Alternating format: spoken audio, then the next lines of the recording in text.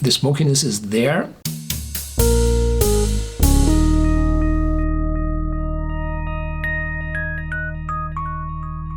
Welcome to Whisky.com, where fine spirits meet. My name is Lüning, Horst Lüning. I'm the master taster of Whisky.com, and today I have the Highland Park 10 years here on my cask. It's 4% ABV, slightly below 20 euros when I bought that.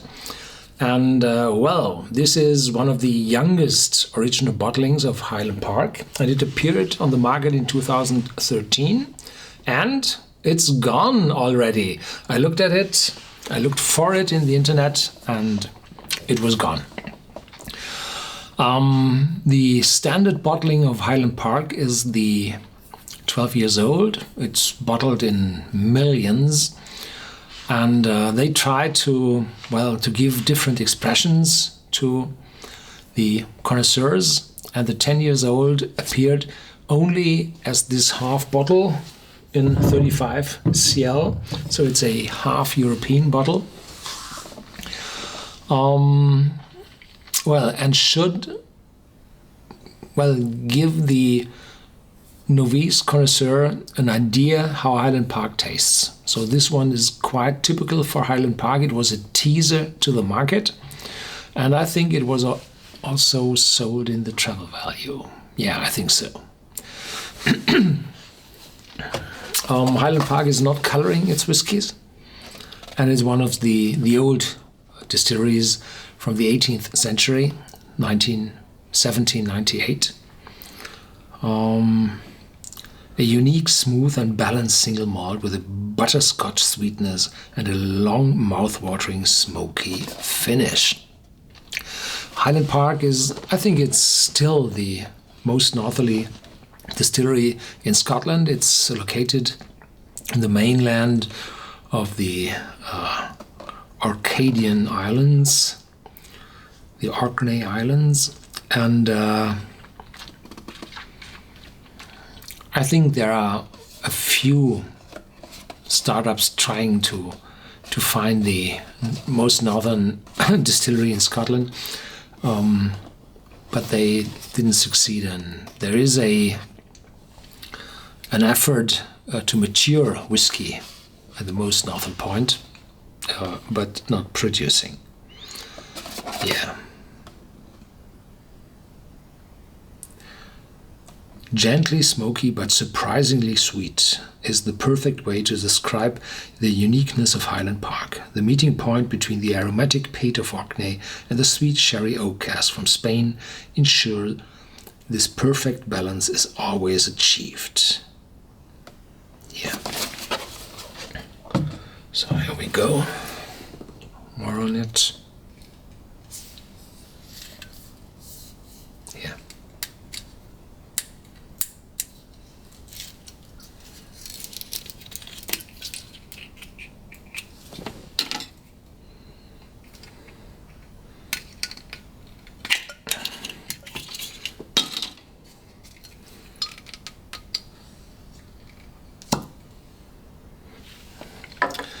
The smokiness is not that intense on the cork, because if Highland Park is smoky, then the smokiness is quite low at levels between 5 and 10 ppm. Why that little smokiness? Well, because a lot of, I say 50% of the connoisseurs do not like the smokiness in whiskey. This is a rough guess. It might be 33%, but I say roughly 50% do not like the smokiness.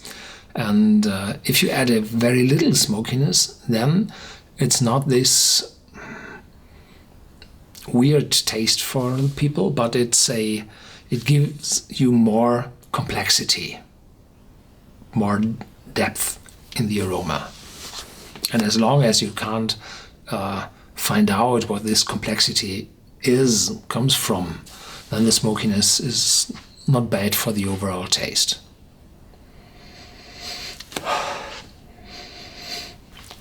The smokiness is there, but it's well bound into the sherry cask fruitiness, and casks. There's a good balance between all of them. And there is the near sea. Well, when I'm saying the near sea, what does that mean? Well, it means a breeze of air from the seashore. It means some tang, seaweed, and this little, don't understand it the wrong way, this little fouliness of rotten biomass. So this is a very typical smell from the seashore, and some people like it, some not. And this seashore is very distant, and I think it comes from the little smoke in it.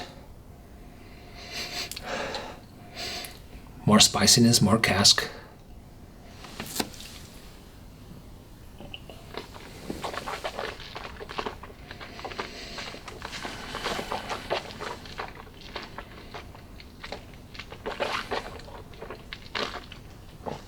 40% is just enough.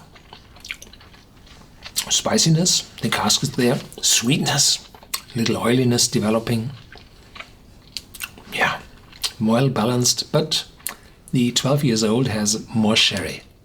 Yeah, and more depth as well. Some oranges and apples developing from the drier sort. The aftertaste, it's a little dry, and probably this heather.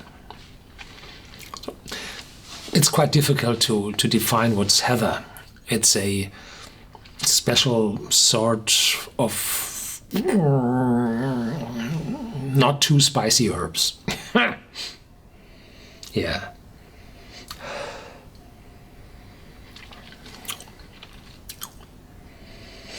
The smokiness is not that, no, it close to vanished.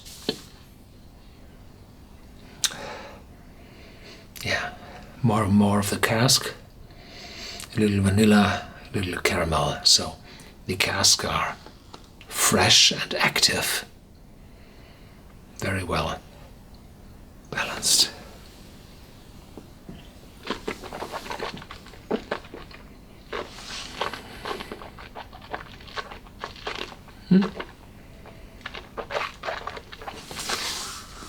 The oranges are stronger now. It's a really complex, well-balanced, intense single malt, which is very well suited to convince a newbie to single malt whiskey. Yeah. Thank you for watching. Stay tuned, and if you're lucky to find such a bottle on a shelf somewhere, rest of the 10 years old, or if you live in a country where it's still available, might be, you should go for it. It's a good one.